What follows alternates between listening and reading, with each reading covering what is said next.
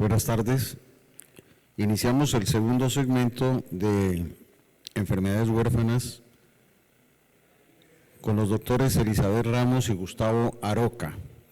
Ellos disertarán sobre el consenso de diagnóstico y manejo de microangiopatías trombóticas primarias.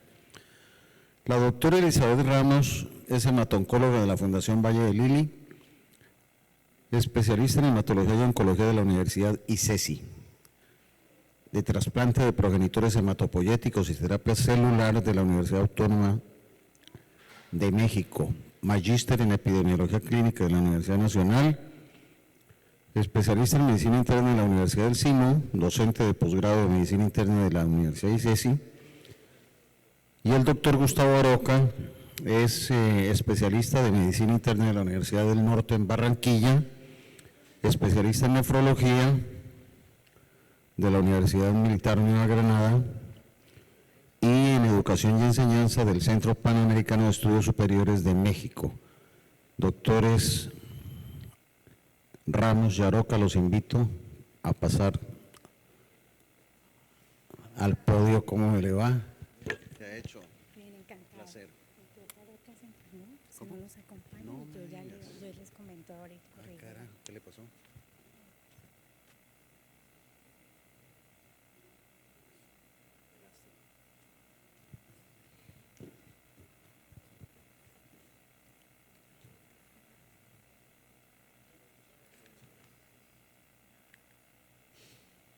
Buenas tardes a todos, es un honor para mí acompañarlos el día de hoy. Soy especialista en medicina interna y cuidado intensivo con una maestría en epidemiología y lideré el consenso de microangiopatía trombótica 2023-2024. Inicialmente un consenso que se planteó a nivel nacional, pero logró el alcance a nivel de Latinoamérica con pares evaluadores de España y Francia, los especialistas que en este día son los que más manejan el tema de microangiopatía trombótica.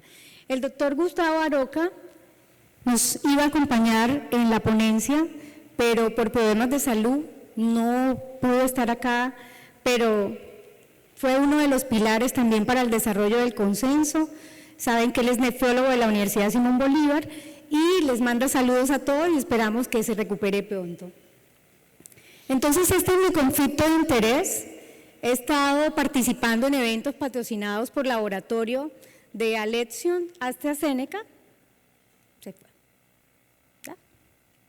de Alexion, AstraZeneca y de Sanofi para enfermedades raras. El objetivo del consenso, ¿cuál fue? Generar un documento de expertos para no expertos que lograra un nivel académico alto a nivel de Latinoamérica y a nivel internacional como se planteó. Además de eso, desarrollamos una metodología formal por método Delphi modificado, donde aparte de las opiniones de los expertos, se buscó la mejor estadística o la mejor evidencia disponible para el desarrollo del documento. Rápidamente, la primera sociedad que me dijo sí fue la Sociedad de Medicina Interna, por eso le agradezco al doctor José Javier Arango, cuando la motivación de desarrollar este documento para ustedes, para comprender un poquito más esta patología. Y luego la Sociedad de Cuidado Intensivo, Sociedad de Hematología Adulto Pediátrica, Sociedad de Nefrología Adulto Pediátrica, Sociedad Latinoamericana de Nefrología y la Sociedad de Infectología nos acompañaron 60 participantes expertos durante un año desarrollando un documento con la mejor evidencia posible para comprender aún más las microangiopatías trombóticas primarias. Este es el panel de especialistas que nos acompañaron, 7 hematólogos adultos, 2 pediatras, bacteriólogas con especialidad en hemostasia y hematología 3, nefrólogos pediatras 7, adultos 15, internistas 12, intensivistas adultos 7, intensivistas pediatra 1, infectólogo pediatra 1 y adulto 1, ginecólogos intensivistas y 9 epidemiólogos. Todo este grupo nos acompañó en el desarrollo del documento. Los países que nos acompañaron, Argentina, México, Panamá, Ecuador y los pares evaluadores, el doctor Paul Copo, el doctor Enrique Morales y la doctora Cristina, como vamos a ver. El grupo metodológico, acompañado de la doctora Ana Caona Martínez y el doctor Víctor Nieto y mi persona, y el documento tiene 6 capítulos más sus referencias bibliográficas, y vamos a ir desarrollando las perlas de cada capítulo a través de un caso clínico, 2 casos clínicos. Ellos fueron nuestros pares evaluadores, el doctor Paul Copo, que es hematólogo y tiene un centro de excelencia en microangiopatía trombótica en Francia. Tuvimos la oportunidad de tenerlo con nosotros. Llegó a Colombia, nos acompañó en el lanzamiento, en la publicación. Fue una experiencia muy chévere porque nos comentaba cómo empezó Francia a tener estos centros de excelencia para el desarrollo y el diagnóstico temprano de estas enfermedades. Los participantes, quisiera pues comentar todos los nombres. Por aquí está el doctor Carlos acompañándonos. Todos hicieron un esfuerzo enorme por el desarrollo del documento y solamente agradecerles la disciplina que tuvieron y el día a día, de lunes a domingo, para poder entregar un documento con la mejor evidencia académica. Todos los artículos que ustedes pueden encontrar en el documento van a tener 259 referencias bibliográficas que soportan cada capítulo. ¿Cuál fue la motivación? Los pacientes. Yo estoy en la unidad de cuidado intensivo. Me están llegando los pacientes, de pronto ya en una situación de mucha gravedad, y el Registro Nacional del Caribe que logramos publicar, donde nosotros caracterizamos cómo se van presentando estos pacientes tanto en la consulta externa como en la unidad de cuidado intensivo. Otra motivación, sobre todo en cuidado intensivo, la trombocitopenia en UCI. Es un dolor de cabeza para nosotros, porque entonces la trombocitopenia se está presentando por una pseudotrombocitopenia, por hemodilución, por excesivo uso, por destrucción, por medicamentos, o de acuerdo también al diagnóstico que tenga el paciente, si es por sepsis, la instauración de la trombocitopenia, si se está dando en horas, en días. Entonces, este artículo nos permite determinar, por ejemplo, si yo tengo una trombocitopenia asociada a sepsis, esta se va a presentar en días o semanas, si es postrauma en horas, si es una trombocitopenia inducida por heparina en días, o si es reexposición en horas, si es por coagulopatía intravascular diseminada, si es aguda en horas, o si es crónica en las disecciones aórticas o en el cáncer, es por días. Si está asociado a una trombocitopenia trombótica inmunomediada por medicamentos, se puede presentar en 5 a 10 días, o si es reexposición por horas, y en la microangiopatía la trombocitopenia es por días. Entonces, ese fue otro motivo de querer tener un documento para aclarar frente a qué estamos. Es una microangiopatía ocasionada por qué. Y el otro dolor de cabeza en cuidado intensivo, en hospitalización o en cualquier servicio es tener una materna con microangiopatía. Y entonces, como nos dice el doctor Facchiori, la trombocitopenia o la MAT que tiene la materna, lo primero que debo pensar en el síndrome de preeclampsia-Creutzfeldt-Jakob, es el primer diagnóstico diferencial, y entonces tiene más de 20 semanas, tiene presión mayor de 140/90, tiene proteinuria mayor de 300 miligramos, tiene una creatinina mayor de 1 miligramo, está asociado a una eclampsia con compromiso neurológico, está la paciente con encefalopatía, tiene elevación de las transaminasas mayor de 40 unidades, tiene la paciente asociado o no un gel. Entonces, esa es la primera visión que yo debo ver antes de pensar en una microangiopatía primaria. Y es importantísimo porque se nos está presentando, como vamos a ver el caso, la MAT en el puerperio y la MAT en el embarazo, y quedamos con el diagnóstico de mis colegas, que los respeto mucho, síndrome de gel incompleto. Y ahí nos quedamos y empieza la discusión en la unidad de cuidado intensivo, y corra porque la materna se nos va a ir.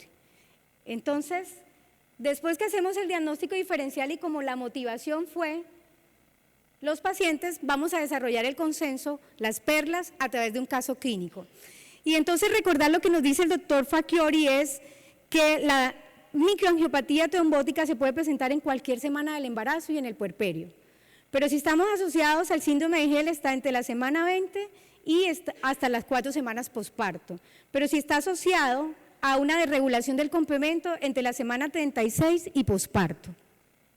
Y este es nuestro caso clínico, es una paciente de 27 años, gesta 2, óbito 1, para 1, cesárea 0, perdió su embarazo anterior a las 25 semanas, no tenía ningún otro antecedente y venía del sur del Atlántico, ingresa por una crisis hipertensiva a las 23 semanas de embarazo, sube a la unidad de cuidado intensivo con diagnóstico de preeclampsia severa, teniendo unas presiones en 200-120, además de esto, le llega con el diagnóstico de síndrome de Hell y se le hacen estudios de la arteria umbilical y demuestra que tiene ausencia de flujo diastólico y P elevado en el Doppler uterina, por lo tanto, ginecología decide interrupción del embarazo. Entonces perdió su segundo bebé.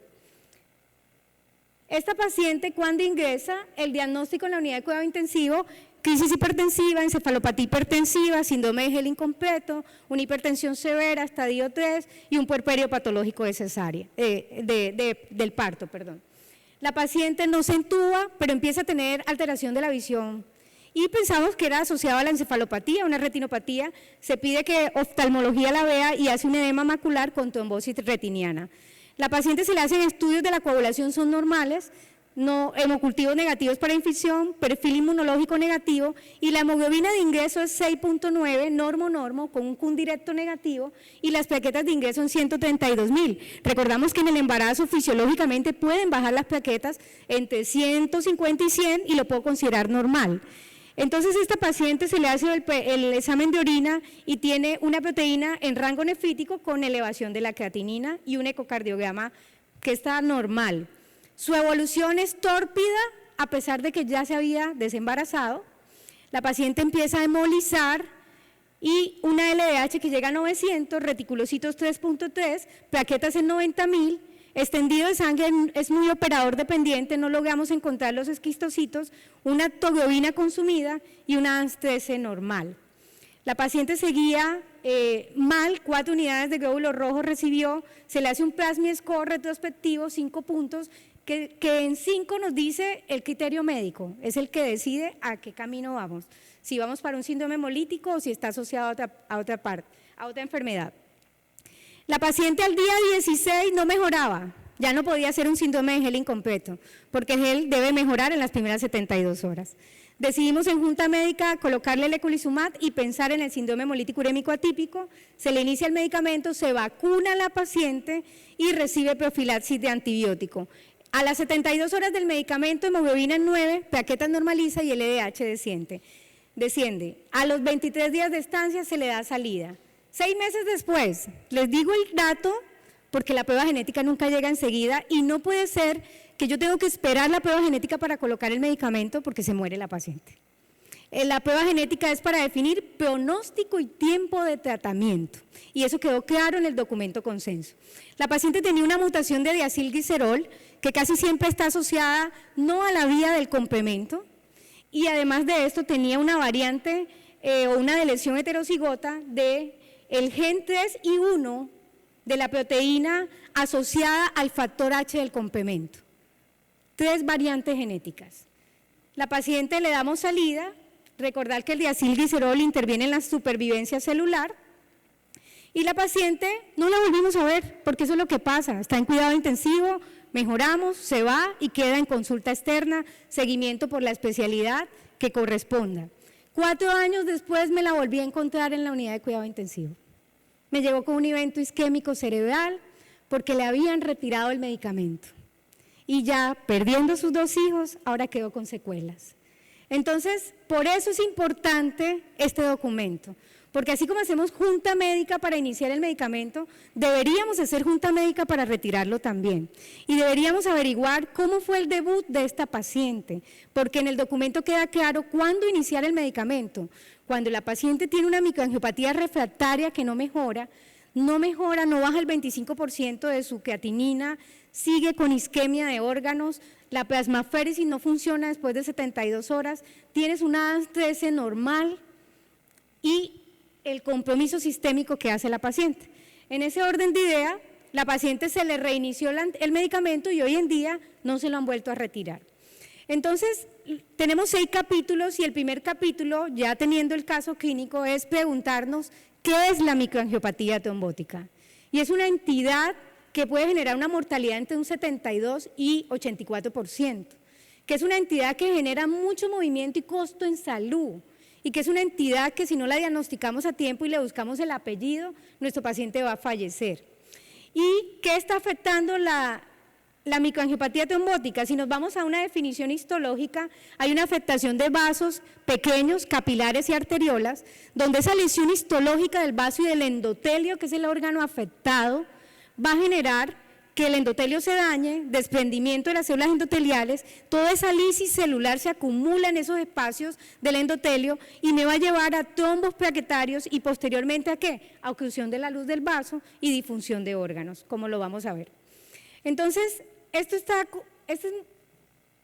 es un algoritmo que cierra el primer capítulo del consenso, que todos me dicen, no, doctora, es que ese algoritmo, pero es un algoritmo muy bonito, hay que aprenderlo a querer. Es cómo hacemos el diagnóstico de MAT, sencillo, un hemograma.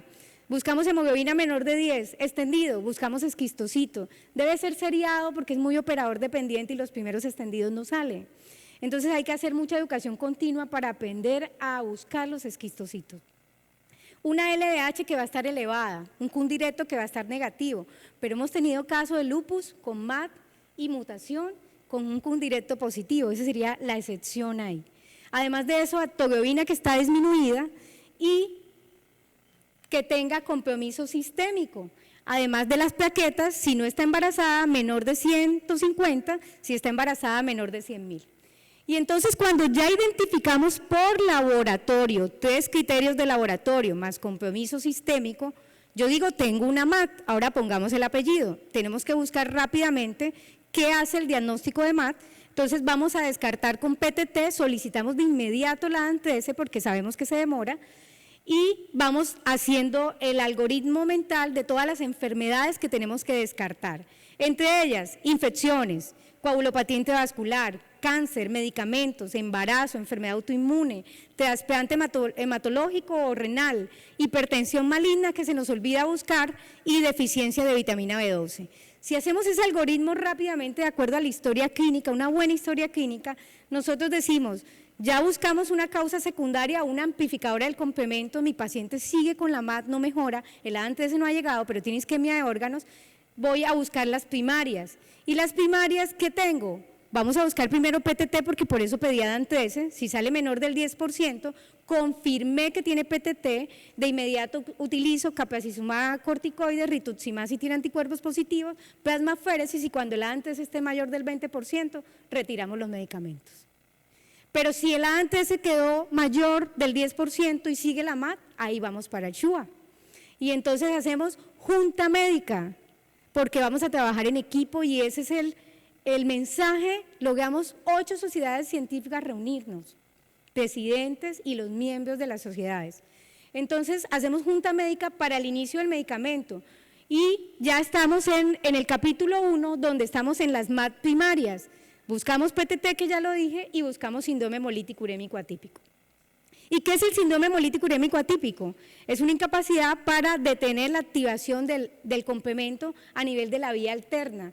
El problema, se forma el complejo de ataque de membrana, pero no tenemos una prueba diagnóstica específica. Y a nosotros los médicos siempre nos gusta tener un examen para que me dé el diagnóstico. Y cuando no tengo ese examen viene el dolor de cabeza porque empezamos a discutir, pero el paciente es el que se me muere. Entonces hay que discutir menos. No ha podido salir una prueba diagnóstica específica, pero tenemos que ser ordenados, hacer rápidamente el diagnóstico diferencial, al tercer día detenernos, no está mejorando, junta médica y establecer qué camino vamos a tomar. La incidencia, ya la vimos, Estados Unidos 2 casos por millón de personas años, en Europa 0.11 a 0.23 casos por millón de personas y en Japón 0.79 a 1.58 casos diagnosticados por millón de personas. Incidencia en Colombia, no se las puedo decir.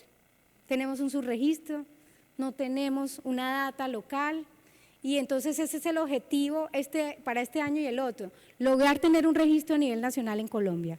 Lograr nosotros presentar en una ponencia, estos son nuestros pacientes, cuántos de ellos han sobrevivido, cómo va su calidad de vida.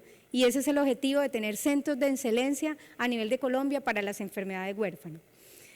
No todos tienen variante genética, el 44% lo van a encontrar en el capítulo 1, no pueden identificarse mutaciones genéticas. La más frecuente es asociada al factor H, pero para quedar claro, no todos van a tener un resultado positivo. Que es otro problema cuando, perdónenme, interviene la EPS, porque cuando ven la prueba genética negativa, quieren que se retire el medicamento. Obviamente todos esos detalles quedaron en el documento consenso. Cuando tenemos prueba genética negativa, ¿cuándo podemos quitar el medicamento? 6 meses, 2 años, si no hace recaídas. Y rápidamente recordar qué es lo que está pasando en el síndrome hemolítico urémico atípico. Las rutas del complemento, sobre todo la vía alterna, hay un factor iniciador. ¿Cuál era el factor iniciador en la paciente? El embarazo. Fue el factor iniciador. Pero también tenía un comportamiento de una hipertensión maligna, y ahorita vamos a mirar las secundarias.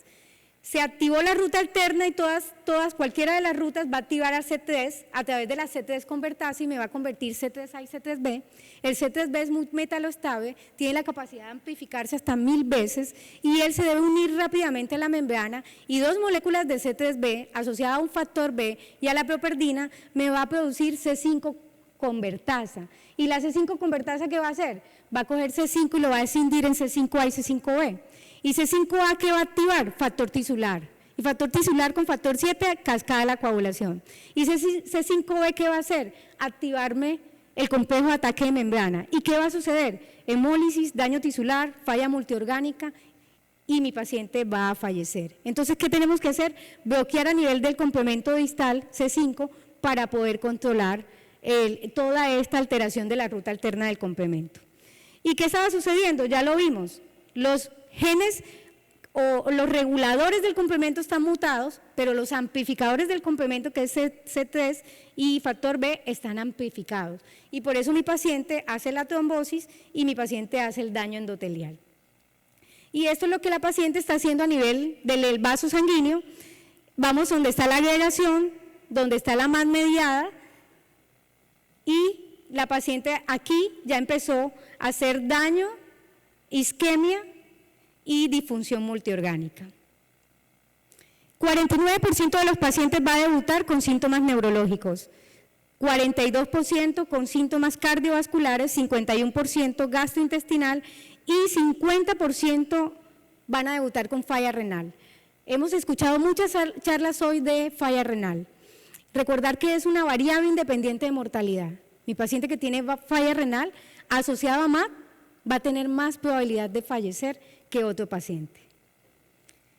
Y no olvidar hipertensión maligna, porque se nos ha olvidado este problema y lo hemos tenido. La paciente mantuvo, para normalizar la presión, 6 antihipertensivos orales y 1 intravenoso. Era una hipertensión resistente, severa, grado 3 y maligna. ¿Qué dice la definición? Presiones mayores de 200-120 con compromiso sistémico o retinopatía grado 3-4. Ya no es un requisito condicional de que tenga la retinopatía, compromiso sistémico. Ella tenía compromiso sistémico, presiones elevadas y es posible que sí tuviera una hipertensión maligna. El 20% de los pacientes con hipertensión maligna es el debut de un síndrome hemolítico urémico atípico. Y la hipertensión maligna, ¿qué va a generar? Natriuresis inducida por presión, activación del sistema renina-angiotensina, incremento de la resistencia vascular, daño de la microcirculación, falla de la autorregulación y daño de órgano. O verlo de esta forma, hay un desequilibrio entre los vasodilatadores y vasoconstrictores que me va a llevar un daño endotelial, hiperplasia intimal, necrosis fibrinoide, aumento de la presión arterial, isquemia tisular por la activación también del sistema renina-angiotensina-aldosterona y que esto se vuelve un círculo vicioso que debo detener rápidamente para que mi paciente no termine en diálisis. ¿Y quién nos dice la doctora Cabero en sus estudios en España? Un estudio, 8 hospitales, 199 pacientes, 2000-2020. Hipertensión maligna, no olvidar, 92% de los pacientes con MAD e hipertensión maligna tenían síndrome hemolítico urémico atípico y la sobrevida renal a 5 años era menos del 50%. Además de esto nos dice, independientemente de los pacientes con síndrome hemolítico urémico atípico, del grado de hipertensión que tengan, la respuesta a la plasmaféresis versus eculizumab está demostrado en el estudio, tienen una mejor respuesta al eculizumab y tienen menor respuesta a la plasmaféresis. Por eso cuando ya estamos en el diagnóstico del síndrome hemolítico urémico atípico, quedó claro en el documento que debemos retirar el recambio plasmático, a no ser que estemos enfrente de un paciente con un síndrome hemolítico urémico típico, que las guías de aféresis nos dice grado 3, puede usarla, sobre todo si tiene un compromiso neurológico severo. Y también tenemos en el capítulo 3 el documento, el punto donde los medicamentos, ahí van a encontrar eculizumab, capracizumab, plasmaféresis, rituximab, corticoide, población adulta y pediátrica, y recordar, ya dijimos cuándo iniciar el eculizumab, la dosis son 900 miligramos semanal por 4 semanas, luego 1200, esperamos que llegue ravulizumab, de pronto a fin de año, todavía no tenemos claro si ya va a ser aprobado, y en esa parte también van a encontrar cuándo no retirar el medicamento, cuándo no retirarlo, debut agresivo, mutaciones del factor H, mutaciones del factor C3, factor B, no retirar. Variantes de significado incierto, pero que la paciente ha tenido recaídas, no retirar. Isquemia de órganos con compromiso limítrofe de la falla renal, no retirar. Pero también tienen cuándo retirar.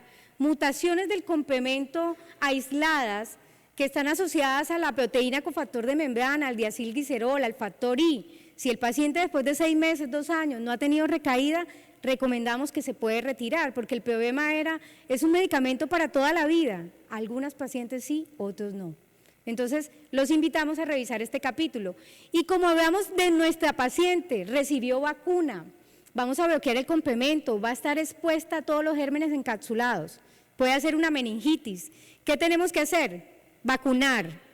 Pero cuando yo vacuno debo esperar 2 semanas para que el anticuerpo se genere, se me murió la paciente. Entonces tenemos que vacunar, iniciar profilaxis, darle antibiótico por 4 semanas y luego retirarlo. Esa es la recomendación que hicimos en conjunto con la Sociedad de Infectología.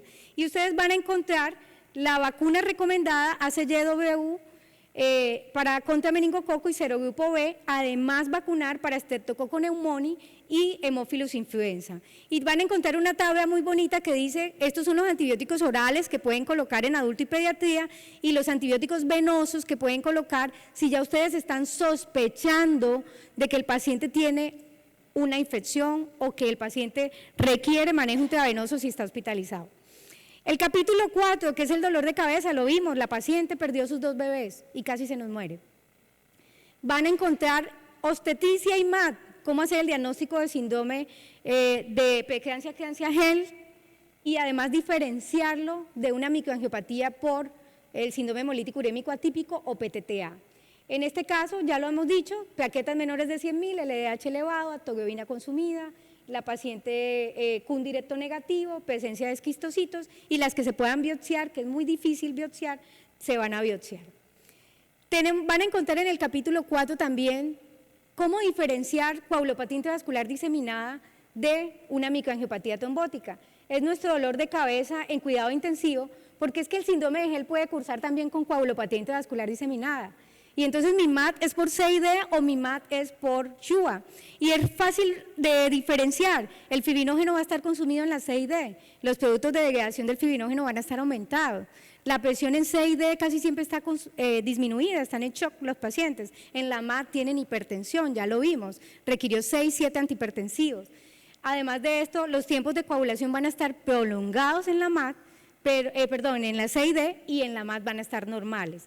Y van a encontrar dos scores importantes, cómo diferenciar o cómo diagnosticar el CID en la población embarazada, el ISTH, pero en la población embarazada nos vamos con el score de Jordan porque él sí tuvo en cuenta los cambios fisiológicos que tiene la coagulación durante el embarazo y tiene una sensibilidad del 78% para poder hacer el diagnóstico de CID en el embarazo y el ISTH una sensibilidad del 31%, así que no se recomienda hacer el score de ISTH en el embarazo para buscar CID.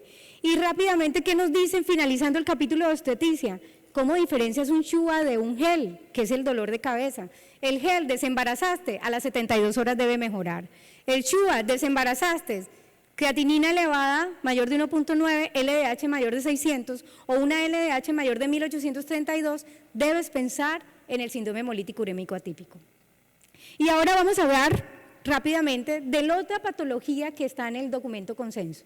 El PTT congénita, el PTT adquirida, recordar que también es una enfermedad huérfana, que su incidencia está estimada en 1 por millón de habitantes y una prevalencia de 1.5 a 6 casos.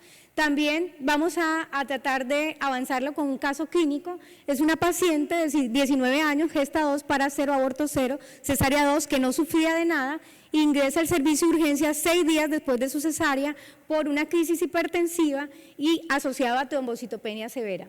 La paciente no termina intubada. La paciente ingresa con trastorno hipertensivo, puerperio patológico de cesárea y un síndrome de Hell incompleto. Empezamos a buscar si estaba infectada y encontramos que la paciente tenía una bacteremia por un estafilococcus aureus meticilino resistente y un urocultivo con una E. coli. Perfil inmunológico negativo, hemoglobina de 4,7 a su ingreso, normo, con un directo negativo, plaquetas de 20.000. La paciente se le hace ecocardiograma, no hay endocarditis, creatinina en 1.1 y unas proteínas en rango nefrótico. No mejoraba nuestra paciente, se nos estaba muriendo, empezó a hemolizar, LDH en 2.000, reticulocitos 2.5, plaquetas bajaron a menos de 14.000, extendido de sangre no logramos evidenciar los esquistocitos, no se pudo realizar actoglobina y el ADAN-13 se nos dio 4.5%. Entonces confirmamos que nuestra paciente lo procesó el Hospital Universitario San Ignacio de Bogotá, 4.5, confirmamos que tenía una PTT y su detonante, ¿cuál fue? La infección. Ese fue su factor iniciador de la enfermedad. La paciente mejoró, tuvo un FREN score de 2 puntos, plasma score de 7 puntos, 5 sesiones de plasmaféresis, hemocultivos controles sin bacteremia, 150.000 plaquetas luego de todo el tratamiento que se le hizo y la paciente en el tiempo ADAN-13 en el 28% en el seguimiento que se le ha hecho. Dentro del primer capítulo van a encontrar los dos scores, FREN score y plasma score. El FREN score lo hizo el doctor Paul Copo, solo tiene 2 variables, creatinina y plaquetas, y el plasma score tiene 7 puntos, como para recordarles, tienen que decir que no hay cáncer, que no hay coagulopatía, que no hay deficiencia de vitamina B12, para poder pensar en que mi paciente tenga una PTT. Ambos scores tienen buen valor predictivo positivo cuando están en 2 puntos y cuando están de 6 a 7 puntos para decir que hay deficiencia de ADAN-13. Y aquí es recordar, puede ser congénita o adquirida y nosotros no tenemos ADAN-13, la paciente tenía la ADAN-13 en 4.5%, no hay quien escinda el factor de von Willebrand y este se mantiene en la circulación a través de multímeros ultralargos, se le une la plaqueta, generan trombos a nivel de la microcirculación y esto genera que al pasar el glóbulo rojo se lise y forme los esquistocitos, la trombocitopenia y la disfunción multiorgánica. Lo mismo nos lo describe el doctor Paul Copo.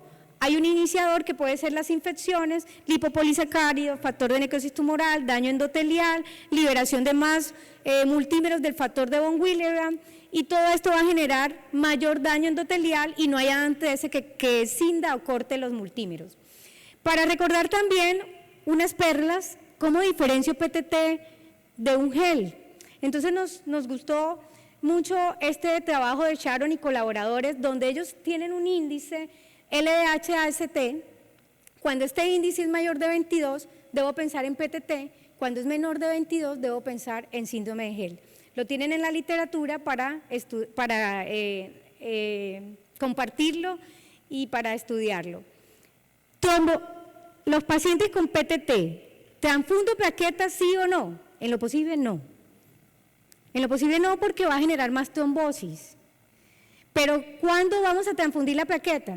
Si la paciente tiene que ir a cesárea, algo de urgencia, está sangrando, o tiene 2.000 plaquetas, que fue nuestro último caso, una niña que llegó con diagnóstico de dengue con 2.000 plaquetas, pero no era dengue, fue una MAT por PTT. Se coloca un catéter de alto flujo, se transfunde la plaqueta si la requiere, pero de inmediato tenemos que hacer el recambio plasmático para disminuir la trombosis que se va a generar y el compromiso sistémico. En el capítulo número 5 hay un capítulo muy bonito de trasplante para adulto y pediatría, y en este capítulo de trasplante es decir, si mi paciente está en lista de espera y tiene una mutación de amplificación del complemento, no lo puedes trasplantar si no le tienes el medicamento, porque si no va a perder el injerto. Si el paciente tiene mutaciones de bajo riesgo, pero son mutaciones aisladas con anticuerpos para el factor H, deberías también ponerle el medicamento o hacer plasmaféresis. Pero si tiene mutaciones de bajo riesgo, como son diacilglicerol, proteína cofactor de membrana o anticuerpos factor H negativos, a ese paciente no le vas a poner el medicamento. Entonces, el capítulo es muy bonito, lo desarrollamos con el doctor Camilo Montero, los especialistas de Argentina en trasplante, y está para la parte de adulto y pediatría de cuándo iniciar el eculizumab antes del trasplante. Y terminando el consenso van a encontrar un capítulo de laboratorio, porque es otro dolor de cabeza. Se me olvidó tomar la muestra antes, entonces ¿cuántos días espero para tomarla? O no la congelaron como era, o la tomaron en el tubo que no era. Y recordar rápidamente que la ADN13 tiene una vida media de 2 a 3 días, que se procesa en el hígado 90%, riñón 10%, y que lo que va a hacer es escindir el multímero del factor de von Willebrand, que la muestra se debe tomar en tubo tapa azul con citrato de sodio al 3.2%, y nunca en tapa lila porque tiene ETA y el ETA inhibe la ADN13.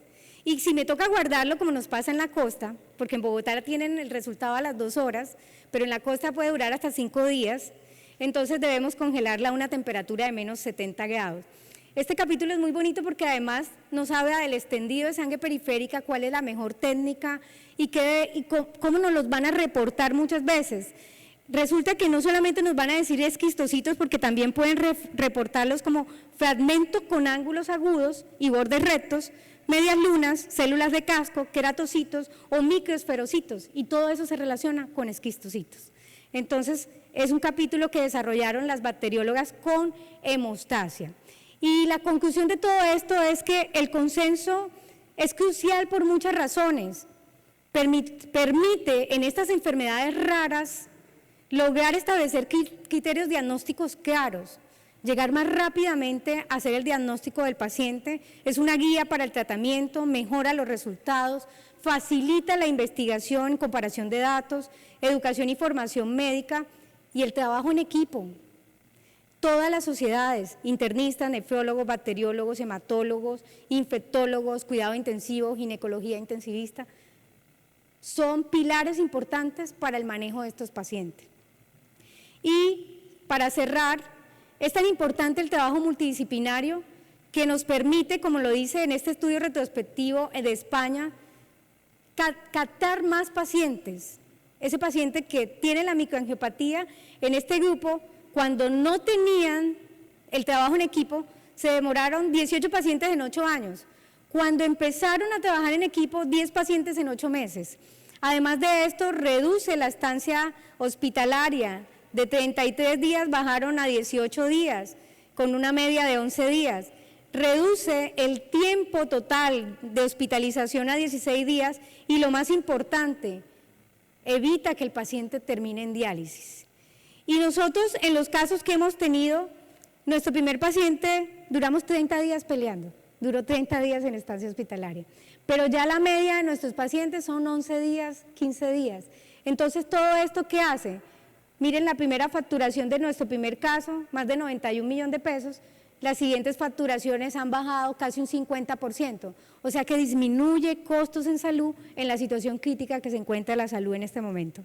Entonces, no olvidar la ficha, porque si no la llenamos, no le pueden dar el medicamento a nuestros pacientes, y el trabajo en equipo es importante, tenemos que dejar de pelear entre nosotros y trabajar de una forma integrada a favor de nuestros pacientes. Muchísimas gracias.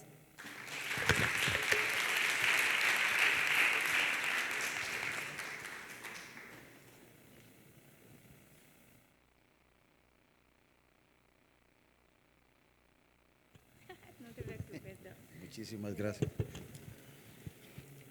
Doctora Ramos, muchísimas gracias por esa completa revisión de las guías. Invito a la audiencia a que formulen sus preguntas a la doctora Ramos.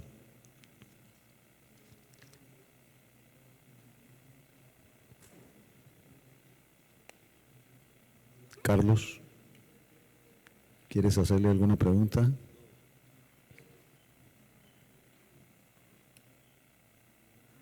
¿No tiene ninguna pregunta nadie de la audiencia? Eso quiere decir que todo quedó muy claro. Absolutamente. Bueno, damos por finalizado el simposio de enfermedades huérfanas. Muchísimas gracias por su asistencia. A los conferencistas, nuestra gratitud eterna.